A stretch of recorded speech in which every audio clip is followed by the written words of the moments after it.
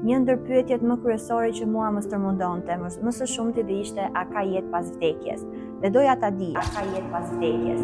Dhe doja ta dija.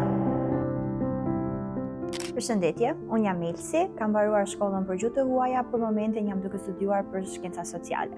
Kontakti im i parë me kishë ka qenë në momentin që familja ime më solli për herë të parë në kishë ku isha diku të 7 vjeç dhe në fillim doja të vija vetëm për shkak të fëmijëve, edhe takimit të fëmijëve, sepse ishte një moment goxha i bukur për mua, kisha fëmijë, edhe luaja me ta gjithashtu. Në fillim fare përmenda edhe pak më përpara, ka qenë pikërisht fëmijët. Më vonë ishte një ndër pyetjet më kryesore që mua më stërmundonte, më së shumti dhe ishte a ka jetë pas vdekjes.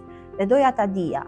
Duke kërkuar në kishë është një këngë goxha e famshme, në fakt tregoi botës që Jezusi jeton, tregoi botës sa i vdiq për ty, tregoi botës sa jeton sërish. Dhe ky momenti tregoi botës sa jeton sërish më bënte çudi sepse thoja si mundet ai vdiq dhe po jeton përsëri.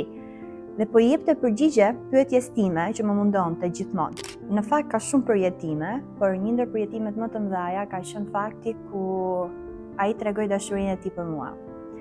Dhe mënyra se si ai tregoi ishte kjo, ku në kishë flitej shumë për të, mirë po unë nuk kisha vesh për ta dëgjuar, dhe në klasë një vajzë më pyet më saktë, më thot, Melsi, a ke pranuar Jezusin si Zotin tënd? Dhe unë i tham, më fal, çfarë është kjo?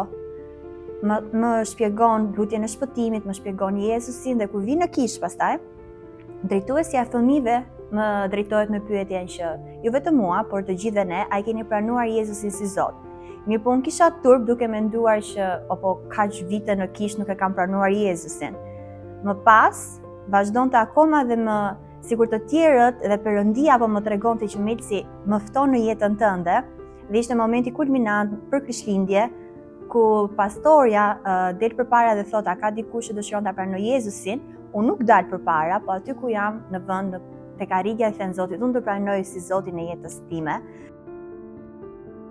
Dhe aty kam ndjer gëzimin dhe kam ndjer paqen që nuk e përshkruaj dot me asnjë gjë tjetër. Perëndia në fillim fare më shpëtoi nga shumë mendime, më shpëtoi nga një fëmijë rebel, nga një fëmijë që nuk doja t'ja dija për askënd, ose më saktë as veten time nuk e doja, te një fëmijë ose te një person i cili kërkon shumë Zotin, edhe shpesh në kishë më thojnë të tjerët si uragani kishës, por e kam këtë gjë sepse e kam vetëm për Zotin. Dhe jam një person që më mbush Perëndia me gëzim dhe në momentet më të vështira të jetës time.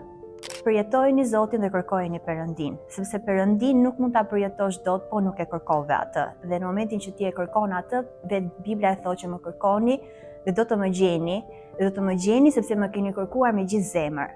Dhe kur ti e kërkon Perëndin me gjithë zemër, është e pamundur që Perëndia mos të shfaqet ty.